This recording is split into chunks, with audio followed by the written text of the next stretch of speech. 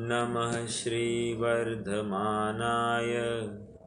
निर्धूतकलिलात्मने सालोकानां त्रिलोकानां यद्विद्यादर्पणायते यद्विद्यादर्पणायते।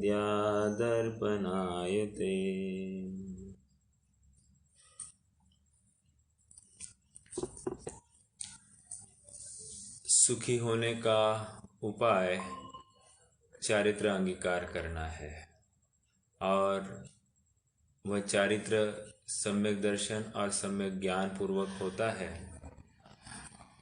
आज हम शिक्षा व्रत के अंतर्गत आ गए हैं और शिक्षा व्रत के अंतर्गत यहाँ पर इस जीव ने देशावकाशिक व्रत अंगीकार किया है। देशावकाशिक व्रत अर्थात यहाँ पर जो दिग्व्रत में उसने स्वयं को सीमित किया था उसी के अंतर्गत और स्वयं को सीमित किया है क्षेत्र और काल की अपेक्षा से। अर्थात वहाँ पर जो बड़ा क्षेत्र था उसमें एक थोड़ा छोटा क्षेत्र आ गया है और जो बड़ा काल था उस काल में भी एक छोटा काल हो गया है। अर्थात बड़ा काल दिग्व्रत आजीवन होता है और देश व्रत किसी एक पर्टिकुलर समय के लिए होता है, एक सीमित काल के लिए होता है। और आप नोटिस करेंगे कि जैसे क्षेत्र घटता जाता है वैसे काल भी घटता जाता है और जैसे क्षेत्र बढ़ता जाएगा वैसे काल भी बढ़ता जाएगा। जैसे फॉर एग्जाम्पल हम ये कहेंगे कि 8 दिन के लिए मुझे पुणे डिस्ट्रिक्ट से बाहर जाना नहीं है एक। फिर कहेंगे कि आज के लिए मैं यमुनानगर निगड़ी के बाहर नहीं जाऊंगा। फिर कहेंगे कि 4 घंटे के लिए मैं घर के बाहर नहीं निकलूंगा। फिर कहेंगे कि एक मुहूर्त के लिए मैं 2 घंटे के लिए मैं इसी जगह पर बैठूंगा और स्वाध्याय करूंगा जो कुछ है।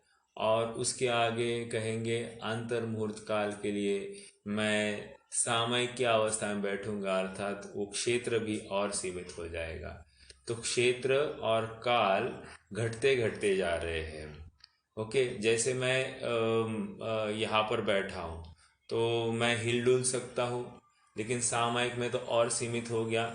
2x2 की जगह होगी तो उसमें ही मैंने स्वयं को सीमित किया है। तो आप नोटिस करेंगे कि काल भी घटते जा रहा है तो क्षेत्र भी घटते जा रहा है, काल बढ़ते जा रहा है तो क्षेत्र भी बढ़ते जा रहा है। तो ये देशावकाशिक व्रत की बात है। देशावकाशिक व्रत होता है व्यापक और देश दिग्व्रत होता है व्याप्य। यह ऐसा संबंध व्यापक व्याप्य संबंध दोनों में पाया जा रहा है। 2 छंद बाकी थे मेरे ख्याल से कल, तो अपन वे 2 छंद को भी पूरी कर लेते हैं और फिर सामयिक का विषय चालू हो जाएगा।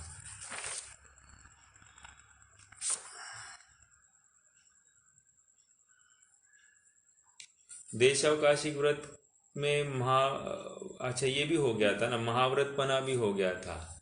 तो हमने ये भी देखा था कि जितनी सीमा बांध ली है उसके बाहर यह जीव महाव्रतपने को या महाव्रत के सिद्धि को प्राप्त हो गया है। तो अब छंद नंबर 96 चालू होगा। 96 अतिचार बताएंगे। अतिचार है देशावकाशिक व्रत के। नोट करना कि दिग्व्रत में और देश व्रत में तो क्षेत्र संबंधी ही बाइंडिंग है, क्षेत्र और काल संबंधी। काल दिग्व्रत में तो आमरण है लेकिन काल पकड़ लेते हैं तो लॉजिकली दोनों के अतिचार एक ही होने चाहिए या अलग अलग होने चाहिए? तो लॉजिकली तो एक ही होने चाहिए। फिर भी यहाँ पर उन्होंने अलग अलग गिनाए हैं, तो हम भी उनको समझते हैं। जैसे दिग्व्रत के अतिचार जो थे, वहाँ पर क्या थे? ऊर्ध्व, अधो और तिर्यक दिशा का क्षेत्र की वृद्धि करना, ओके, और विस्मरण, ये वहाँ के अतिचार। तो 3 के माध्यम से उन्होंने 5 अतिचार गिनाए थे। ऊर्ध्वाधिपात, अध अतिक्रम, तिर्यक व्यतिक्रम, क्षेत्र वृद्धि और विस्मरण। तो इस प्रकार उन्होंने 5 वहाँ पर गिनाए थे। लॉजिकली वे भी गिन ले यहाँ पर तो भी कोई प्रॉब्लम नहीं है। मतलब विस्मरण होना या फिर क्षेत्र वृद्धि होना या फिर ऊर्ध्व अधो दिशा का अपन लिमिट, और यहाँ तो ऊर्ध्व अधो दिशा की बात है ही नहीं, क्षेत्र एक स्पेसिफिक हमारी मर्यादा यहाँ पर तिर्यक रूप से ही ज़्यादा समझी जाएगी। आइए पहले अतिचार पढ़ते हैं और फिर उनकी चर्चा भी करेंगे। प्रेषण शब्दानयनम रूपाभिव्यक्ति पुद्गल क्षेप देशावकाशिकस्य व्यपदिश्यन्तेत्ययाः पंच। फिर से प्रेषण शब्दानयनम रूपाभिव्यक्ति पुद्गल क्षेप देशावकाशिकस्य व्यपदिश्यन्तेत्यया पंच।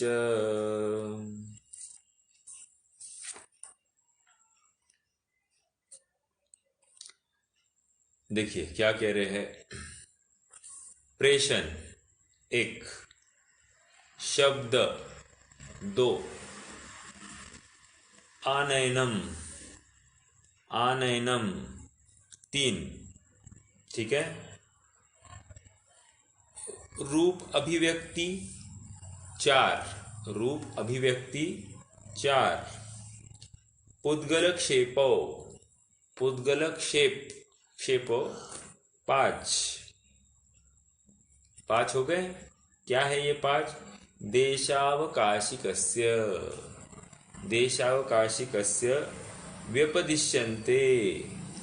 व्यपदिश्यन्ते अत्यया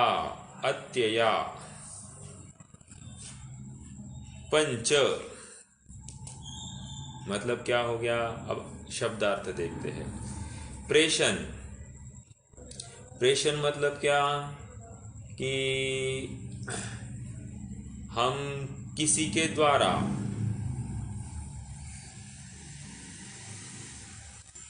द्वारा हम बात रखे या कुछ काम कराए, हम कहेंगे तुम उधर से कुछ लेके आओ, तो वो जो क्षेत्र का व्यतिपात हो गया है, एक्सीड हो गया है, ये किसी और के माध्यम से हुआ, ठीक है। स्वयं ने नहीं किया, दूसरे से करवाया, ठीक है। एक प्रेषण हो गया। शब्द मतलब वचनों के माध्यम से बोला जाए, ठीक है। बात करना या क्षेत्र के मर्यादा के बाहर की कोई चीज लाने संबंधी बात करना शब्द के माध्यम से, अर्थात बोलना है वहां पर। प्रेषण में और शब्द में क्या अंतर आ रहा है? प्रेषण में हम भी इशारा कर सकते हैं और किसी दूसरे से मंगवा सकते हैं, और शब्द में वचनों के माध्यम से बोला जा सकता है। आगे क्या है?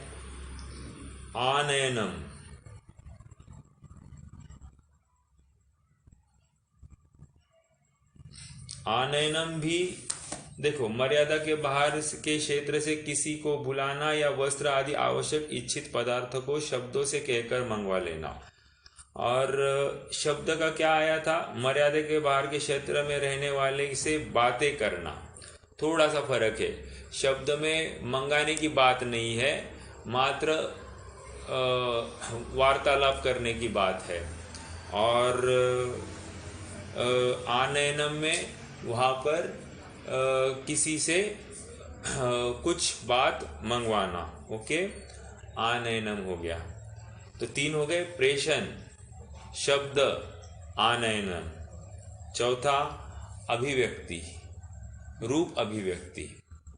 रूप अभिव्यक्ति मतलब क्या?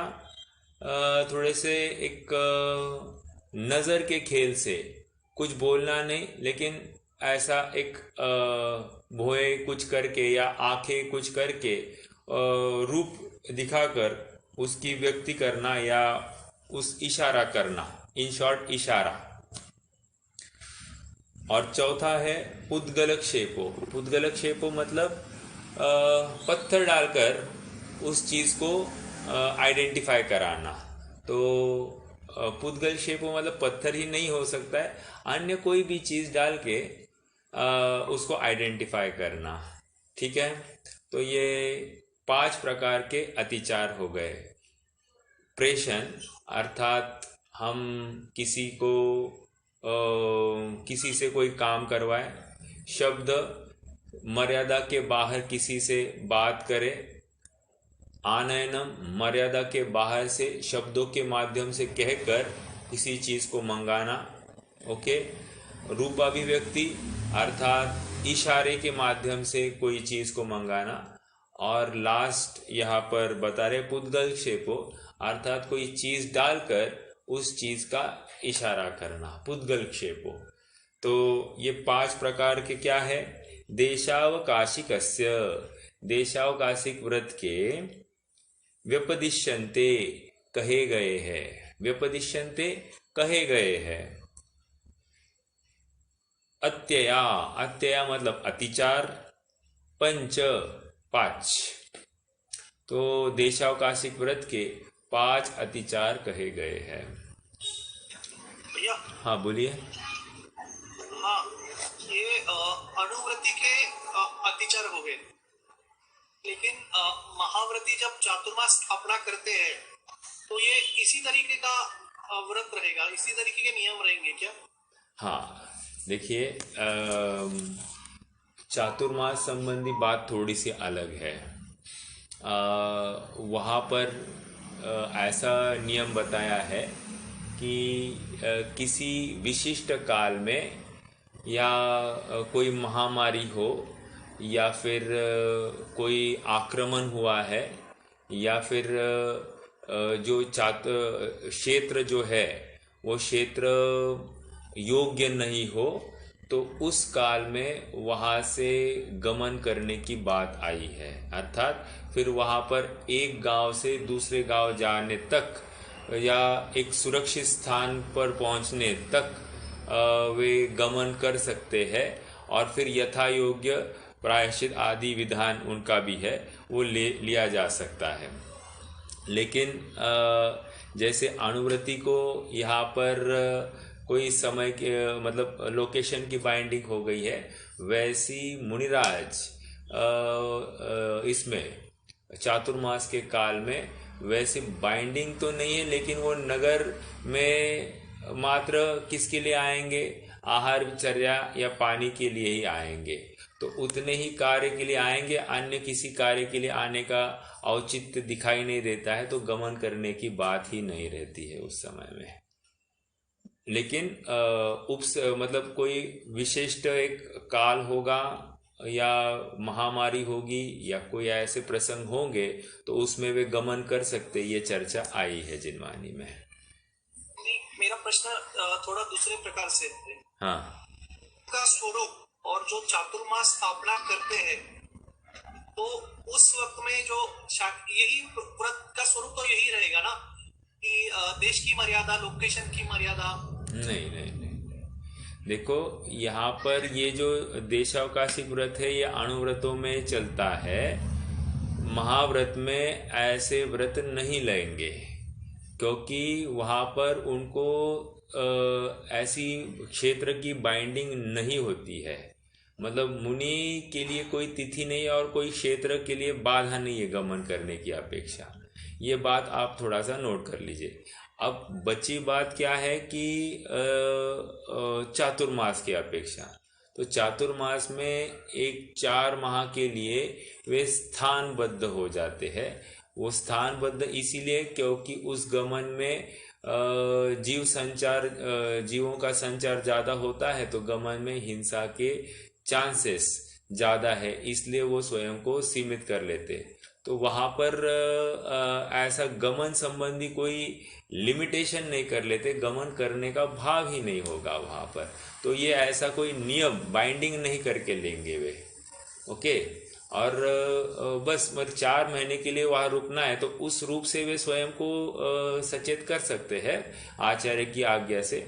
लेकिन अलग से ऐसा कोई मतलब स्थान का बाइंडिंग करे, ऐसा तो कोई प्रावधान दिखाई नहीं देता है। हालांकि वो तो रुके हैं और स्थान भी निश्चित किया है, लेकिन नगर के बाहर मतलब जंगल के बाहर तो जाने का कोई औचित्य नहीं, और जाएंगे तो मात्र नगर में जाएंगे आहार विधि के लिए, तो उतनी लिमिटेशन होगी, उससे बाहर नहीं जाएंगे।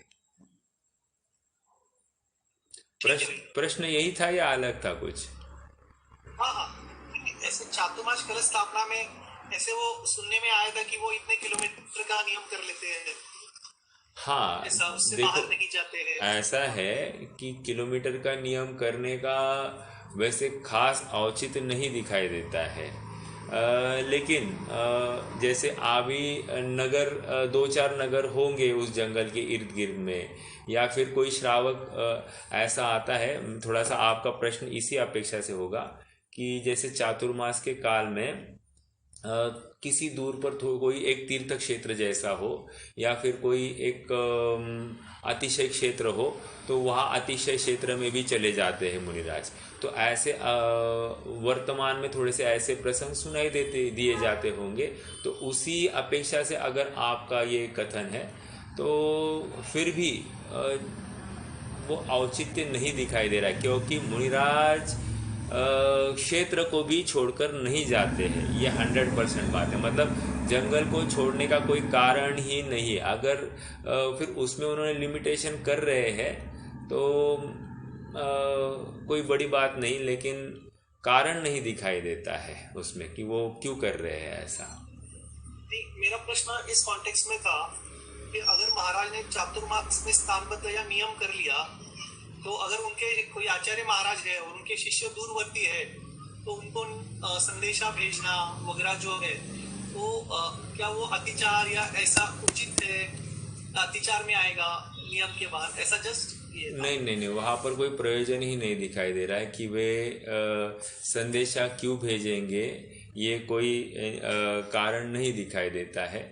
सहजता में कोई बात बनती है, कोई श्रावक यहाँ से वहाँ जा रहा है और श्रावक पूछे कि हम इस गांव जा रहे हैं, कोई संदेशा है क्या, तो और उनको पता हो कि वहाँ पर वे महाराज है और ये इनके गुरु है, तो ये सब बातें होगी। ये पर्सनली होकर कुछ कहेंगे नहीं, ये बात उतनी है। मतलब ये सब इनके निमित्त से कोई कार्य नहीं होगा। जस्ट आप थोड़ा समझ लो, इनके निमित्त से अगर कुछ होता है तो पूरे आरंभ का भार इनके माथे आएगा, जो वे कदापि नहीं चाहते हैं, क्योंकि वे 108 कोटि से आरंभ आदि के त्यागी है, तो वे ऐसा कभी नहीं चाहेंगे। ठीक है।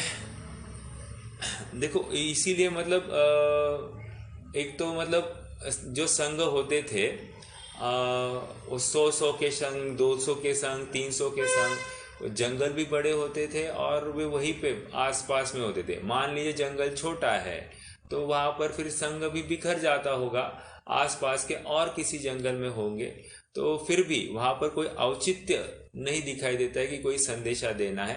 और जो कोई संदेशा देना है तो कोई श्रावक यहाँ से गमन करता हुआ दिखाई दे और वो स्वयं पूछे कि वहाँ पर वे महाराज है और आपको वहाँ से उनको कोई संदेशा देना है, तो उनके माध्यम से संदेशा पहुँचा सकते हैं, नहीं तो ऐसे नहीं होगा। हाँ, तो उस केस में आपका कहना है अगर उस केस में ये संदेशा भेज रहे हैं तो कैसे होगा? तो ठीक है, उतने मात्रा में आप ये जो क्षेत्र का परिमाण है ऐसा मान सकते हैं।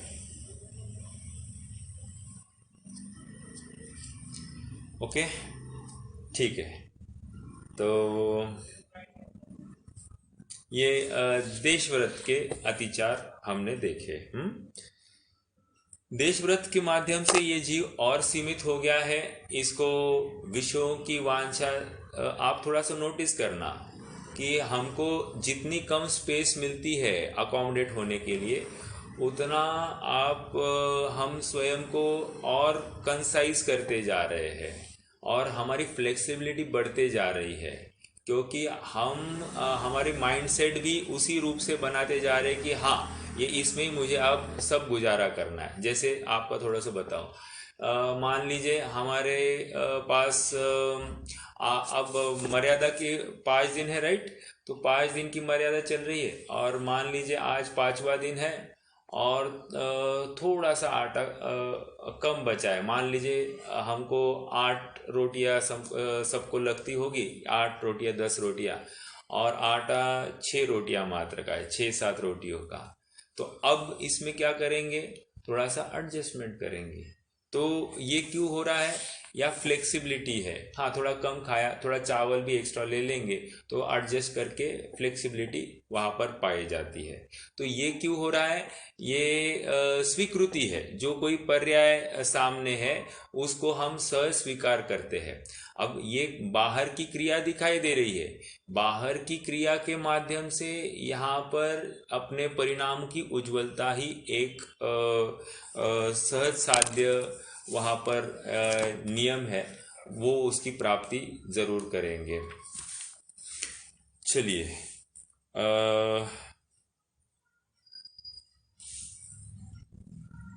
अब हम थोड़ा सा आगे बढ़ते हैं, दूसरे शिक्षा व्रत की तरफ बढ़ते हैं। दूसरा शिक्षा व्रत है सामयिक शिक्षा व्रत। याद रखना, ये अब मुनि होने की ट्रेनिंग चल रही है, अर्थात ये रिगरस ट्रेनिंग होगी। जैसे आप यूँ समझिए कि एनडीए की कोचिंग्स कैसे होती है कि बहुत नेशनल डिफेंस एकेडमी जो होती है ना, वहाँ पर रिगरस ट्रेनिंग होती है, और तब जाकर जब 3 साल के बाद में जो कैडेट बाहर निकलता है तो एकदम परिपक्व और एकदम समर्थ ऐसा कैडेट बन जाता है।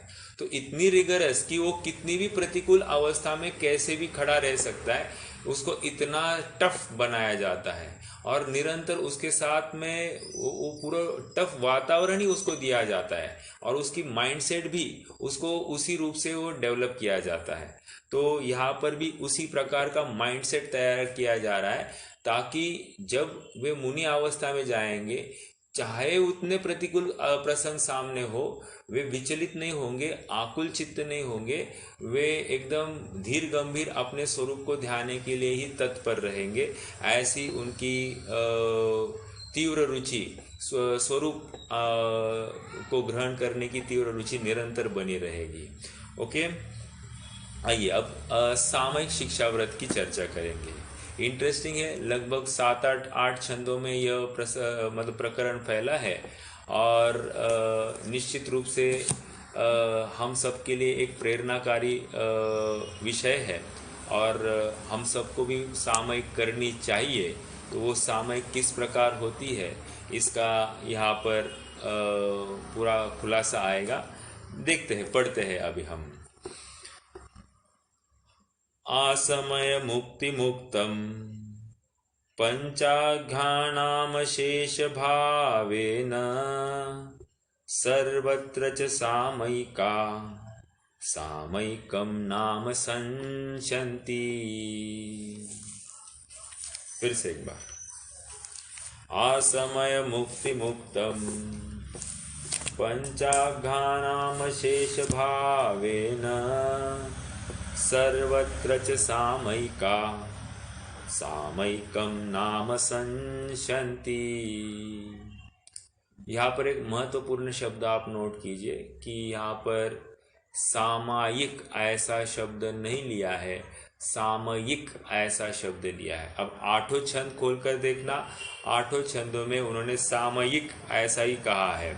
वे काना लगाने के लिए भूले नहीं है, वे बुद्धिपूर्वक उन्होंने यही शब्द इस्तेमाल किया है। क्यों किया है? तो विद्वानों का कहना है कि आचार्य देव को यही शब्द पसंद है। ओके, तो इस रूप से सामयिक ऐसा ही उन्होंने उच्चारण किया है। दूसरी बात, अब यहाँ पर इस सामयिक शिक्षा व्रत का स्वरूप बता रहे हैं। क्या है स्वरूप? थोड़ा सा अपन शब्द का ज्ञान करते हैं और उसके बाद में अर्थ भी समझने की कोशिश करेंगे। असमय, असमय, मुक्ति, मुक्तम, पंच, अघानाम, अघानाम, अशेष भावेन, अशेष भावेन, सर्वत्र, सर्वत्र च सामयिका, सामयिकम नाम शंसन्ति, शंसन्ति, पहले श शामृगाचा फिर स सशाचा, शंसन्ति। अब व्हाट इज दिस, थोड़ा सा पढ़ते हैं, समझते हैं। असमय, असमय मतलब किसी निश्चित समय तक। क्या?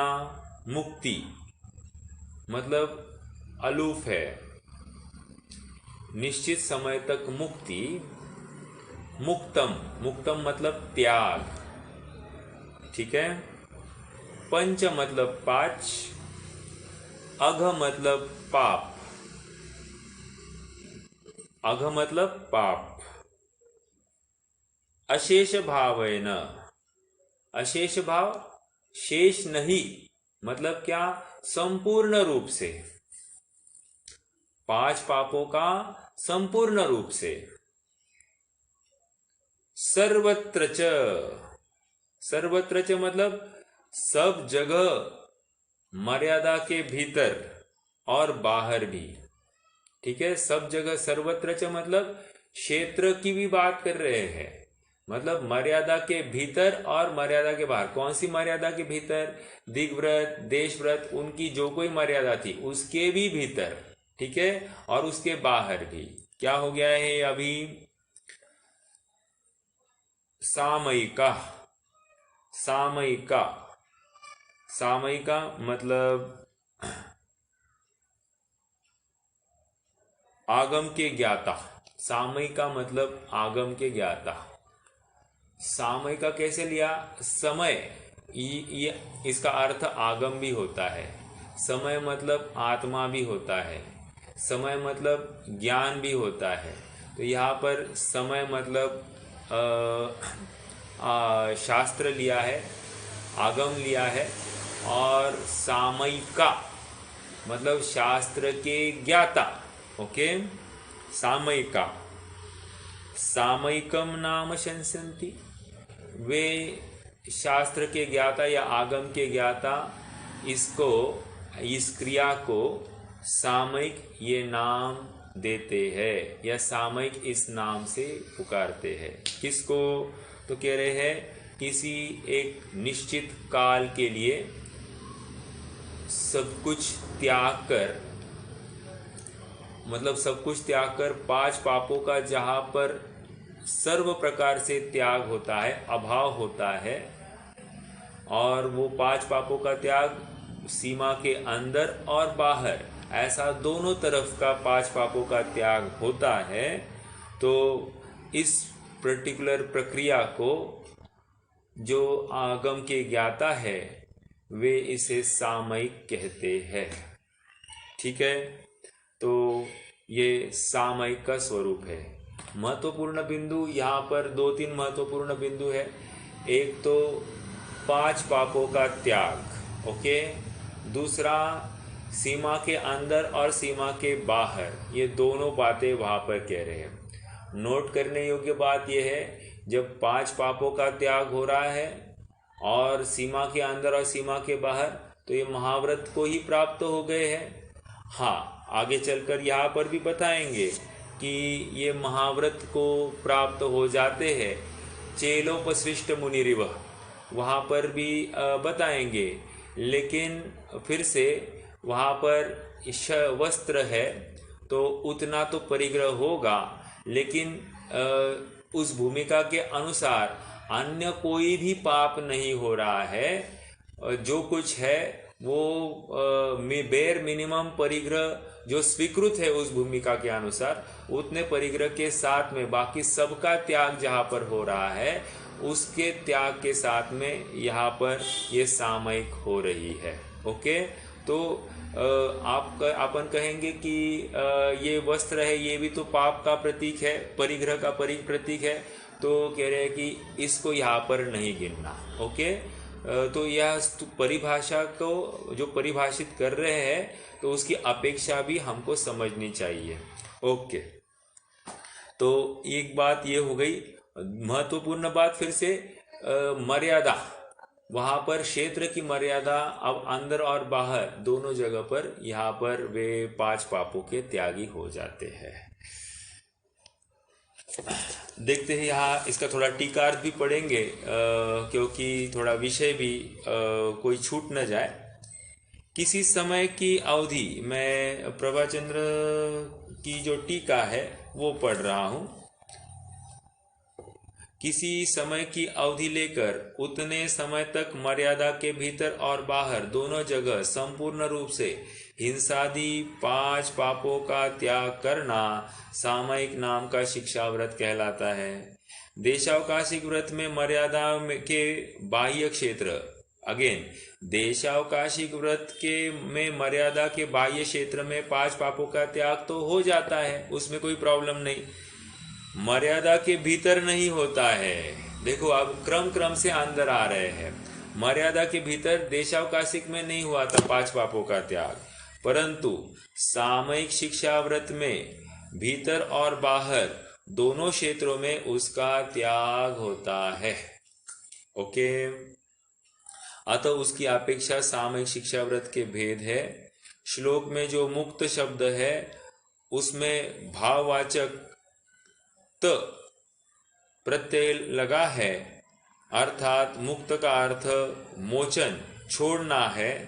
असमय मुक्ति का यह विशेषण है।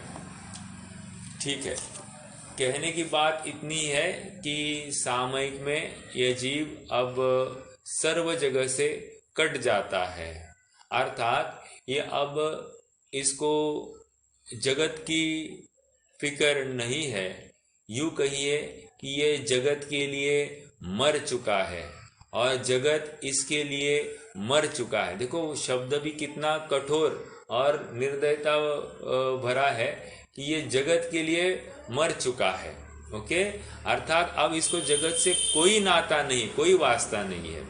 मतलब आज अब यहाँ पर घर में कुछ हो जाए या बच्चों अपने घर वालों के ऊपर कोई आँच आ जाए तो भी अब ये उसमें उलझेगा नहीं। ओके, उदाहरण एक बहुत प्रसिद्ध है, विशापा स्तोत्र किसने लिखा? धनंजय कवि। तो उनका प्रकरण है कि वे किसी चैत्यालय में भक्ति कर रहे हैं और वहाँ पर उनकी धर्मपत्नी चिल्लाते आती है कि अपने बच्चे को सर्प ने काट लिया है, तो भी वे वहाँ से हिलते नहीं है। तो फिर उनकी पत्नी उनके बच्चे की लाश को उनके सामने ही छोड़कर चली जाती है और तभी भी ये कुछ नहीं कर रहे हैं। ये तो मतलब जो कोई प्रतिमा धारण की होगी, कुछ होगा तो उसमें ही वे लीन है, अर्थात कट चुके हैं विषयों से। तो कहने की बात इतनी है कि सामयिक के काल में यह जीव सब से कट जाता है, शरीर तक को अपना नहीं मानता है, शरीर भी पर वस्तु है, ऐसा सहज ही वो निर्णय कर बैठा है। ओके, और निर्णय कर बैठा है मतलब शरीर में मैं शरीर मेरा नहीं है, मैं शरीर से मेरा कोई नाता नहीं है, ऐसा कर्तृत्व या स्वामित्व बुद्धि या त्याग बुद्धि भी नहीं होगी। समझ में आ रहा है क्या? मैं शरीर के प्रति का मोह त्यागता हूँ, इसमें कहने के लिए भी उसको विकल्प करना पड़ता है और कर्तृत्व बुद्धि वहां पर झलकती है। तो ऐसा शरीर के प्रति का अहम भाव भी टूट जाता है। यह मैं शुद्धात्मा, ऐसी प्रतीति, ऐसी अनुभूति, ऐसी रुचि पूर्वक उस शुद्धात्मा में ही वो प्रवृत्ति करता है। ओके, तो ये सामयिक की बात है। महत्वपूर्ण बिंदु यहाँ पर यह है कि ये विषयों से भी कट गया है और सभी प्रकार के कर्तव्यों से भी अब मुक्त हुआ है। क्यों? क्योंकि अगर उन कर्तव्यों में उलझेगा तो फिर अपना काम कब करेगा। समझ में आ रहा है? हम देखेंगे, अभी ये बताएंगे कि सामयिक के क्षेत्र कौन से होंगे, क्या होंगे, तो उसमें एकांत स्थान में जाकर बैठेगा। अब एकांत स्थान में बैठा, अब एकांत स्थान में भी कोई चाचा पैपा हो गई तो फिर अब वहां पर वो एकदम निश्चिंत होगा। अब वो भेद ज्ञान करने का प्रयास करेगा। फिर बाकी किसी को टोकना नहीं है, तुम्हें समझता नहीं मैं सामयिक कर रहा हूं, ऐसी टोका टोकी वहां पर नहीं होगी। समझ में आ रहा है? देखो, अपनी निचली भूमिका है, निचली भूमिका में अपना उपयोग इतना स्थिर और दृढ़ नहीं रहता है, तो इसलिए बुद्धिपूर्वक एकांत स्थान ढूंढा जाता है। लेकिन एक बार एकांत स्थान ढूंढा, उसके बाद में वहां पर कोई कलह का प्रसंग आता है, कोई आवाज आती है, तो फिर वो सहज रहते हुए भेद ज्ञान करने का अभ्यास वहां पर करेगा। ओके,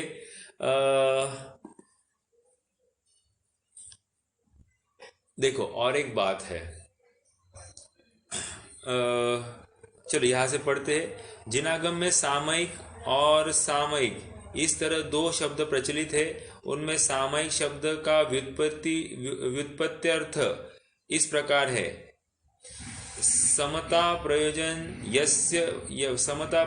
यस्य स सामयिका। इस व्युत्पत्ति के अनुसार समाय, समता भाव की प्राप्ति जिसका प्रयोजन है वह सामयिक कहलाता है। मुनिव्रत में सदा समता भाव धारण करना पड़ता है, इसलिए मुनियों के पंचविध चारित्र में सामयिक शब्द का प्रयोग हुआ है। परंतु गृहस्थ सदा के लिए समता भाव धारण करने में असमर्थ रहता है, अतः वह दिन में 2 बार अथवा 3 बार, 2 घड़ी, 4 घड़ी अथवा 6 घड़ी के लिए समस्त पापों का परित्याग करके समता भाव धारण करता है। जितने समय की अवधि लेकर वह सामयिक में बैठा है, उतने समय के लिए वह पूर्ण मध्यस्थ रहता है। Very important. ओके, सुख दुख, बंधु वर्ग, शत्रु, संयोग वियोग आदि इष्ट अनिष्ट परिणतियों में उसे हर्ष विषाद नहीं होता है। अर्थात सबके प्रति साम्य भाव है ना, वहां पर काच कनक में समता हो, है ना, या फिर वन उपवन प्रासाद कुटी में नहीं खेद नहीं ममता हो। तो वे वही बात है, सबके प्रति साम्य भाव। अब मान लीजिए, देखो यहाँ पर बहुत सारी बातें हैं। जैसे इसको निश्चिंत होना है, तो निश्चिंत होने के लिए इसको क्या क्या लगेगा, एक एक्सटर्नल माहौल भी अनुकूल चाहिए। देखो, बुद्धिपूर्वक तो प्रयास करेगा कि एक्सटर्नल माहौल भी अच्छा हो, जैसे उसकी वो किसी कर्जे में नहीं डूबा हो, या फिर उसके घर में कोई कलह के प्रसंग नहीं हो, आदि आदि वो प्रयास तो करेगा। लेकिन ऐसे अवसर में सामयिक नहीं करेगा ये बात नहीं है। लेकिन आइडियल केस क्या हो सकती है, ये अलग बात है, क्योंकि उसमें स्थिरता विशेष पाई जाएगी। जैसे हमें आकुलता है, मान लीजिए कर्जा है और कर्जे संबंधी आकुलता है, तो उस विषय में यह जीव निरंतर उसका दिन भर उसका विकल्प चलता होगा कि नहीं चलता होगा। जब दिन भर वो विकल्प चल रहा है तो सामयिक में भी क्या याद आएगा, सामयिक में भी फिर से उसको उसी चीज का ज्ञान होगा। दूसरा, मान लीजिए अपने को शारीरिक व्याधि है, तो दिन भर हमारा विकल्प किसके ऊपर चलता है, उस शरीर के क्योर करने संबंधी अपना उपयोग दौड़ता है। तो जब शरीर को ही उपयोग, शरीर के प्रति अपना उपयोग दिन भर दौड़ रहा है, तो सामयिक के काल में भी बराबर वो व्याधि ही अपना माथा खाएगी, अपना उपयोग खाती है। तो इसलिए कह रहे हैं कि जब लौन रोग जरा गहे, मतलब रोग जरा आदि को जब तक ग्रहण नहीं करती है, तब तक ही आप अपने आत्मा को जल्द से जल्द ध्यान लो। क्यों? क्योंकि फिर बहुत कठिन आएगी, मतलब कठिनता आएगी। अनुकूलता में किया गया पुरुषार्थ बहुत विशेष कार्य को फलता है। ये इसका मतलब ये नहीं कि प्रतिकूलता में पुरुषार्थ फलता नहीं है, परंतु अनुकूलता में जो पुरुषार्थ होता है वो बहुत कार्यकारी होता है। प्रतिकूलता में अक्सर देखा जाता है कि हम उस प्रतिकूलता को दूर करने में ही लग जाते हैं और तत्व निर्णय तक यह जीव नहीं करता हुआ दिखाई देता है। इसलिए अनुकूलता में ही सर्व प्रकार से पुरुषार्थ करना योग्य है, और ये सामयिक भी उसी के अंतर्गत आने वाली एक अनुष्ठान है। तथा 5 पापों का भी वह उतने समय के लिए पूर्ण त्यागी होता है। समंतभद्र स्वामी ने इस प्रकरण संबंधी समस्त श्लोकों में सामयिक शब्द का ही प्रयोग किया है। ठीक है, तो ये सामयिक का स्वरूप आया जहाँ पर 5 पापों का त्याग होता है। बहिरंग और अंतरंग क्षेत्र सभी में वहाँ पर अब 5 पापों का त्याग हो गया है, ऐसा यहाँ पर आचार्य देव का कहना है। तो विशेष रूप से यहाँ पर अब आरंभ संबंधी कोई बात नहीं होगी, गृहस्थी संबंधी कोई बात नहीं होगी, या घर संबंधी या बच्चे संबंधी, बाल बच्चे संबंधी कोई विकल्प इस जीव को नहीं होगा। या फिर आप थोड़ा सा विचार करेंगे, शरीर संबंधी भी मान ले लघु शंका, दीर्घ शंका, इन सभी शंकाओं का पहले वो समाधान करेगा, तब जाकर ही बैठेगा सामयिक में।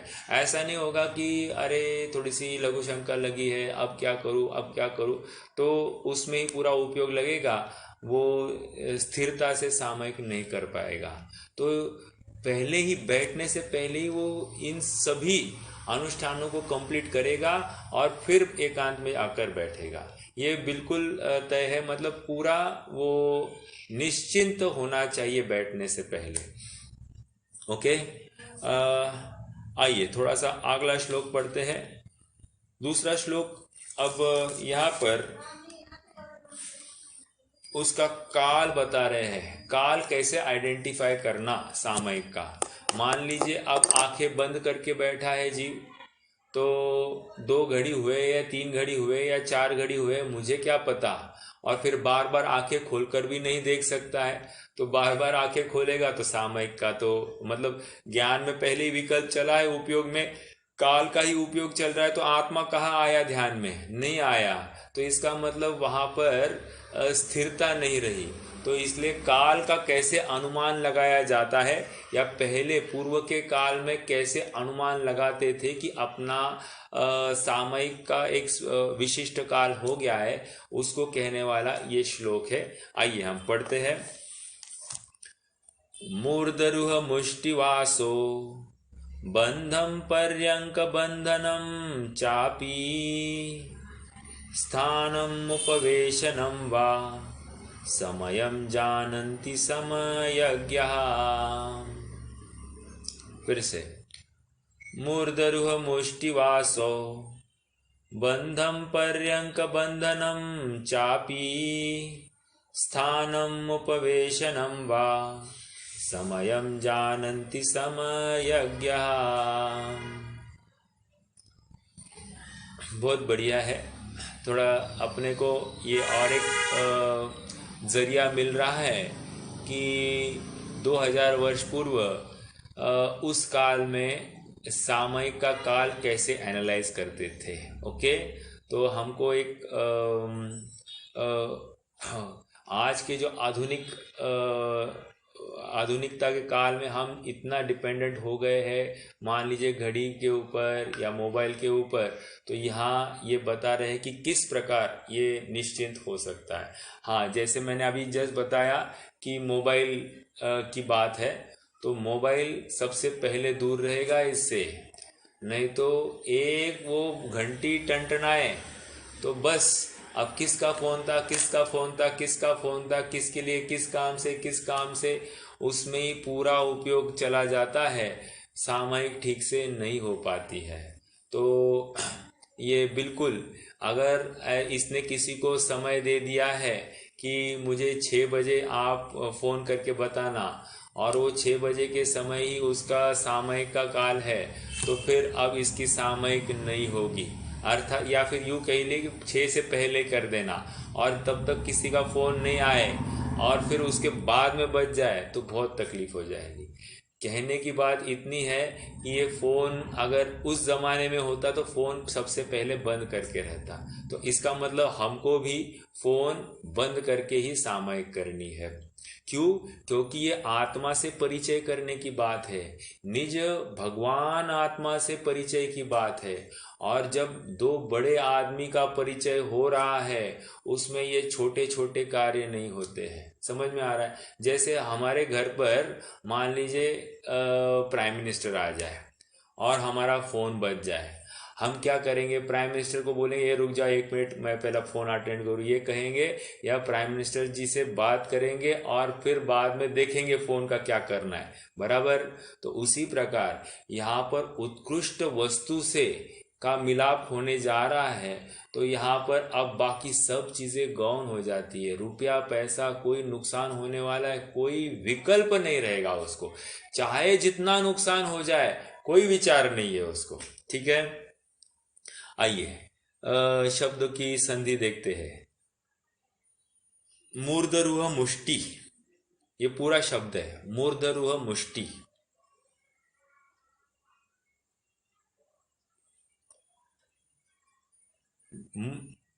वासो, बंध। मैं फिर से बोलता हूं, मूर्धरुह एक शब्द है, मैंने ज्यादा बोल दिया। मुष्टि यह दूसरा शब्द, तीसरा वासो ये तीसरा शब्द, चौथा बंधम। अब इसका कैसे करना? ये बंधम को तीनों शब्दों के साथ जोड़ना, मूर्धरुह बंधम, मुष्टि बंधम और वासो बंधम। ओके, ये 3 शब्द हो गए। आगे पर्यंक बंधनम, चौथा चापी च अपि, स्थानम उपवेशनम वा, स्थानम अथवा वा उपवेशनम, समयम जानन्ति समयज्ञा, समयम जानन्ति समयज्ञा। क्या है? देखो शब्द का अर्थ देखते हैं। मूर्धरुह, मूर्धरुह मतलब मूर्धरुह बंधम, ऐसा अपन पूरा अर्थ लेते हैं। मूर्धरुह मतलब यहाँ पर मूर्धरुह का अर्थ केश, बाल लिया है। तो कह रहे हैं कि ये बालों को बांध कर बैठता है। क्या प्रयोजन है? क्या काम कर रहा है? ये काल को एनालाइज करने के लिए ये सब विधि कर रहे हैं। अर्थात बाल को एक गांठ बांधेंगे और ऐसी गांठ बांधेंगे कि मान लो कि उसको बराबर पता चल जाए कि मान लो अपना अंतर्मुहूर्त काल हो गया है, इतनी वो गांठ बाल में बांध लेगा, तो अपने आप कुछ काल के बाद में वो बाल ढीले ढीले ढीले ढीले होते हुए खुल जाते हैं।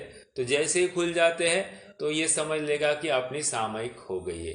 ये एक अपेक्षा है। हाँ, दूसरी अपेक्षा अलग से हो सकती है कि बाल वाल सब बांध कर बैठता है, कपड़े वपड़े एकदम वो चुनरी आदि जो कुछ होगी या दुपट्टा जो कुछ होगा वो बराबर बांध कर रखेगा।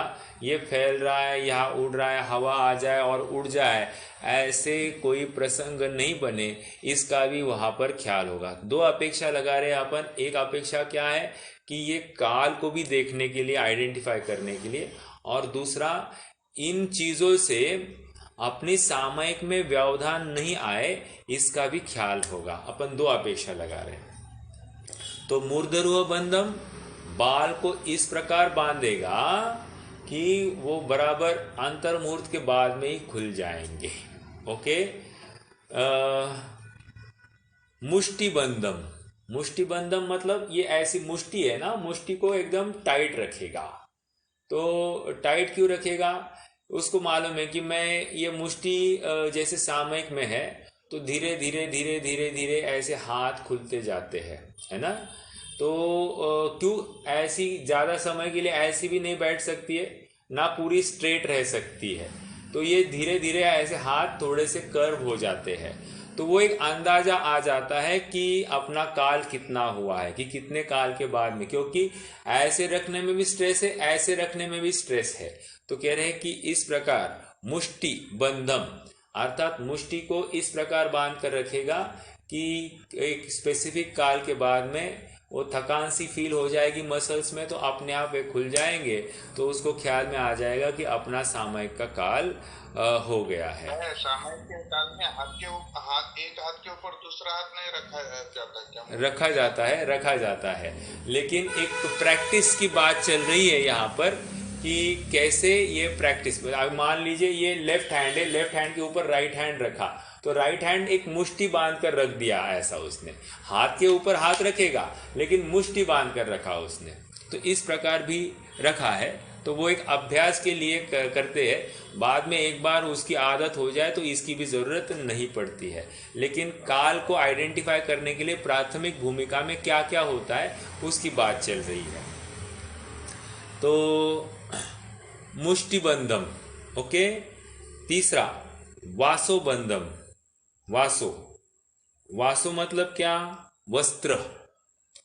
वस्त्र को भी, जो कोई ढीला ढाला हुआ वस्त्र होगा, जो उड़ने की गुंजाइश होगी, तो उसको भी अच्छे से बांध कर रखना, या ऐसा वस्त्र बांधना कि बराबर 1 घंटे में वो खुलने वाला है। जैसे किसी के पास वो फेटे का कपड़ा हो तो वो खुल जाए, इतना ही बांधना। या किसी महिला के पास में कोई दुपट्टा आदि हो तो वो भी ऐसे ही गांठ बांधना, वो दुपट्टे आदि की ऐसी गांठ बांधना कि वो 1 घंटे के अंदर लगभग खुल जाएगा, ऐसा उसकी गांठ बांधी जाए। ओके, तो ये 3 बंद हो गए, मुष्टि बंद, मूर्धरुह बंद और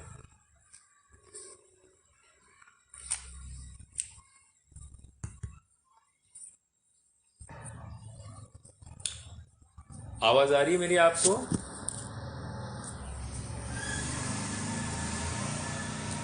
आवाज आ रही है ना? okay. तो अपनी बात चल रही थी मूर्धरुह अर्थात बालों को बांध कर बैठना, फिर दूसरा मुष्टि बांध कर बैठे, या और कपड़े भी, जो कोई दुपट्टा आदि है वो हवा के झोंके से या किसी कारणवश वो यहाँ वहाँ ना फैले, आकुलता का कारण ना हो। जैसे अब बैठे हैं और मान लीजिए इर्द गिर्द से कपड़े फैले हैं तो कोई उसके ऊपर चल जाएगा या कुछ भी हो सकता है, तो अपना उपयोग वहाँ हट जाएगा। तो इसलिए पहले ही सब कुछ समेट कर बैठा जाए, ये भी एक प्रयोजन वहाँ पर पाया जाता है। आगे पर्यंक बंधनम। पर्यंक बंधनम मतलब ये एक आसन की बात चल रही है, पालथी डाल के बैठना। ओके, पालथी मतलब थोड़ा सा एक पैर ऐसा फोल्ड करके पिछले की तरफ बैठते हैं, वो पालथी। तो पर्यंक बंधनम, ये इस प्रकार का भी एक आसन यहाँ पर बता रहे हैं। आगे च अपि, ये बुक में पद्मासनी लिखा है डायरेक्ट। हाँ बताता हूँ ना भैया, है ना, आगे बताता हूँ। कौन सी बुक में लिखा है? शेयर हो रही हो उसमें ऊपर। अच्छा 1 मिनट। पर्यंक देखो ना, पर्यंक बंधनम, पद्मासन के काल को। अच्छा ये ऐसा कह रहे हैं, मैं यहां से पढ़ता हूं, देखो पालथी बांधने के काल को कह रहे हैं अब यहाँ पर पालथी। अब पालथी का अर्थ थोड़ा वज्रासन टाइप बैठता है, उसको उसकी तरफ यहाँ पर निर्देश है।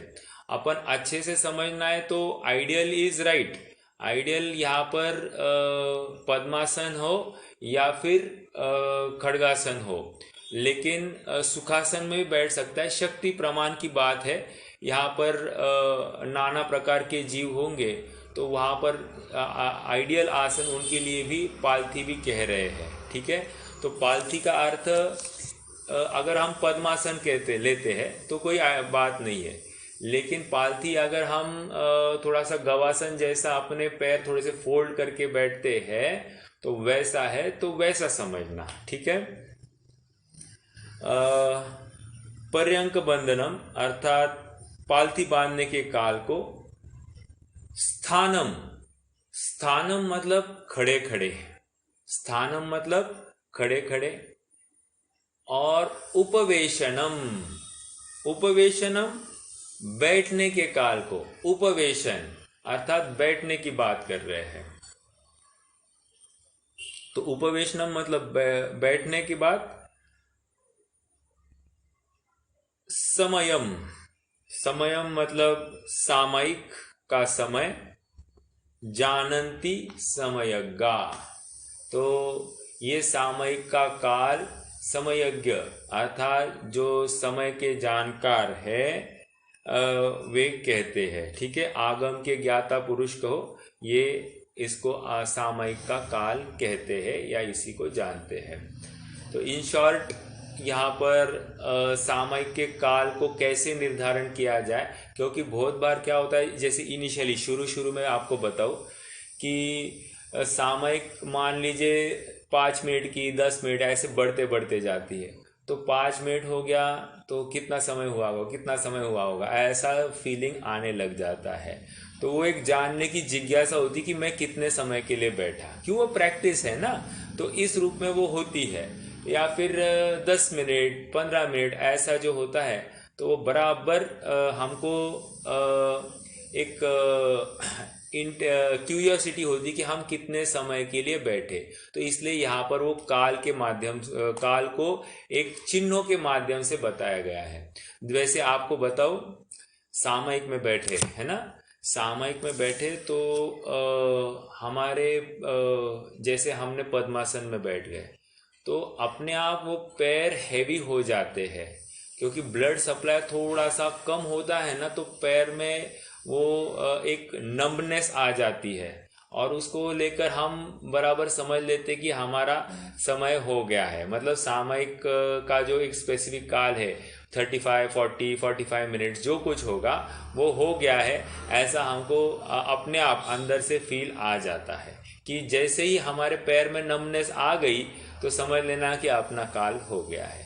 तो ऐसा है, और नहीं आई है तो समझ लेना कि अपना उपयोग अभी तक पूरा स्थिर नहीं हुआ है, कि अब हुआ होगा ऐसा भाव आता है सामयिक में, तो वो जो हो गया तो समझना कि आज उपयोग स्थिर नहीं है। ओके, तो ये बहिरंग रूप की बात है सामयिक की, कि सामयिक में ये जीव क्या कर रहा है, किस तरह से बैठा है, तो उसकी बाहर की मुद्रा भी यहाँ पर बताई जा रही है।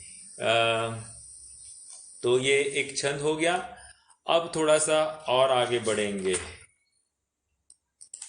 अब यहाँ पर काल की बात हो गई, अब कह रहे कि कौन से स्थान में सामयिक करनी चाहिए। देखो, द्रव्य क्षेत्र काल भाव की बात कर रहे हैं तो काल की चर्चा हो गई, कितने काल की। अब क्षेत्र कैसा होना चाहिए सामयिक का, ये भी विचारणीय बिंदु है, ठीक है। देखो, अब इसका एक छंद पढ़ते हैं। एकांते सामयिकम निर्व्याक्षेपे वनेषु वास्तुषु च चैत्यालयेषु वापि च परिचेतव्यं प्रसन्नधिया। फिर से, एकांते सामयिकम निर्व्याक्षेपे वनेषु वास्तुषु च चैत्यालयेषु वापि च परिचेतव्यं प्रसन्नधिया। अंतिम पद बहुत बढ़िया है, वेरी वेरी इम्पोर्टेंट, और आत्मा का जिसको लगन लगी है या रुचि है उसको आइडेंटिफाई करना है, तो एक महत्वपूर्ण शब्द वहां पर आया है, परिचेतव्यम प्रसन्न धिया। ओके, तो कह रहे अत्यंत अत्यंत प्रसन्न चित्त होकर ये सामयिक में बैठेगा। Very important. जैसे आपको एक छोटा सा उदाहरण दो, मान लीजिए हाँ, हमारी कोई एक बहुत रुचि की कोई सीरियल है और डेली सीरियल है, तो वो सीरियल हम डेली ऑब्जर्व करते हैं। तो जैसे ही वो समय आने वाला है, मान लीजिए 9:30 बजे वो सीरियल है, तो हम 9:30 से पहले सारे काम को अरेंज करके हम 5 मिनट पहले वहां पर आकर बैठ जाते हैं। क्यों? स्टार्टिंग से भी चूकना नहीं चाहिए। ये क्या है? अत्यंत प्रसन्न चित्त से हम वहां पर क्यूरियोसिटी या वो क्या क्या होने वाला है ये जानने के लिए हम वहां पर आ जाते हैं। उसी प्रकार यहाँ पर कह रहे हैं प्रसन्न चित्त परिचेतव्यम प्रसन्न धिया, अर्थात एकदम प्रसन्न चित्त होकर ये ऐसे आ जाता है कि मैं कब अपने आत्मा को जाऊं, मतलब कब मैं मिलूं, अपने स्वरूप को कब प्राप्त हो जाओ, ऐसी तीव्र धगज के साथ में ये यहाँ पर आया है। ये एक पर्टिकुलर चिन्ह दिया है, हमें रुचि हुई है कि नहीं ये जानने का भी एक परिचायक है। ओके, आइए अब क्या कह रहे हैं, देखो एकांते स्थान की बात चल रही है, तो एकांते सबसे पहले कंडीशन रखिए, एकांत स्थान ढूंढना। शोर शराबा होगा, बच्चे यहाँ वहाँ आ रहे जा रहे हैं, वो स्थान कार्यकारी नहीं है। बहुत आवाज आ रही है, कार्यकारी नहीं है। किसी स्त्री का आवागमन हो रहा है, कार्यकारी नहीं। कोई नपुंसक आ रहा जा रहा है, कार्यकारी नहीं है। तिर्यंच आदि का गमन हो रहा है, कार्यकारी नहीं है।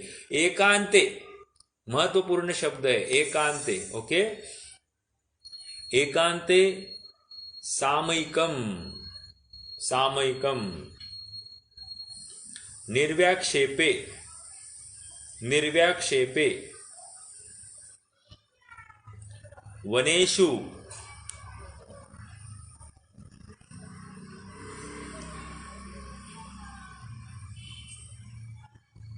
वास्तुषु च चैत्यालयेषु व अपि च परिचेतव्यम प्रसन्न धिया। क्या कह रहे हैं, देखो एकांते तो अभी अपनी चर्चा हो गई कि एकांत स्थान ध्याता है। सामयिकम किसके लिए? सामयिक के लिए एकांत स्थान ध्याता है। आगे निर्व्याक्षेपे, अर्थात चित्त की चंचलता को उत्पन्न करने वाले स्थान से रहित, निहि रहित, विक्षेपे अर्थात चित्त की चंचलता जहां पर विक्षिप्त नहीं हो, मतलब तकलीफ नहीं हो, चंचलता नहीं बढ़े, ऐसे स्थान से रहित होना चाहिए। महत्वपूर्ण कंडीशन लगाइए, जहां पर चंचलता नहीं हो। अभी चंचलता बहिरंग कारणों से हो सकती है, या चित्त में भी दिन भर की आकुलता बनी है, उसकी वजह से भी निर्व्याक्षेपे नहीं हो, मतलब चित्त की चंचलता हो सकती है।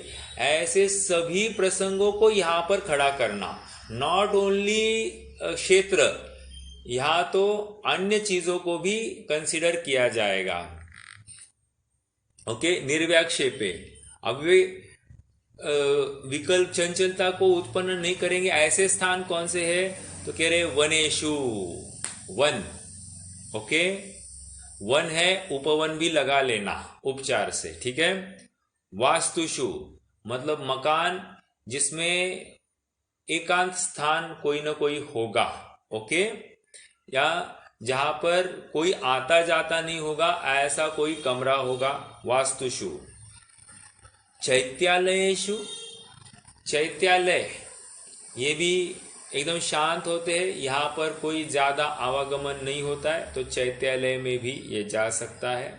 वापी, वापी का अर्थ यहाँ पर पर्वत या फिर गुफा या फिर श्मशान आदि आदि सब लगा लेना, मतलब जो जो एकांत के स्थान है जहाँ पर कोई आता जाता नहीं हो, जिससे हमारे उपयोग को फैलने के लिए कोई कारण नहीं मिले, ऐसे सभी स्थान यहाँ पर कह रहे हैं। जैसे अब मैंने श्मशान कह दिया, तो श्मशान कैसे कह दिया? देखो, हम अगर पुराण पढ़ते हैं तो पुराण में आता है ये शालिभद्र ना, सेठ सुदर्शन कहा थे, स्मशान में से उठाकर लाई थी। और ये वारिशन कहा थे, ये भी स्मशान में बैठे थे। तो समझने की बात यह है कि स्मशान में भी सामयिक के लिए स्थान ढूंढे जाते हैं। क्यों? एकांत स्थान होते हैं। ओके, आजकल के दिनों में स्मशान ही ज़्यादा बिजी स्थान है, लेकिन अन्य समय की बात है कि वहाँ पर स्मशान भी ये निर्जन स्थान माने गए हैं। ओके, कोई कहे कि यहाँ पर भूत आदि लगते होंगे, तो ऐसी बात नहीं है। वो तो कुतूहल प्रिय होते हैं भूत, तो व्यंतर आदि, तो वो जो जैन धर्मानुयायी है उनको कभी परेशान नहीं करते हैं। और दूसरी बात, अगर हो भी वहाँ पर, तो यहाँ पर विधि है कि जिस क्षेत्र में जाते हैं उस क्षेत्र में उस वहाँ के व्यंतर आदि की आज्ञा मांगी जाती है और उनसे कहा जाता है, हे भाई कि हम यहाँ पर इस स्थान में अपनी सामयिक या हमारी आत्मा आराधना करना चाहते हैं।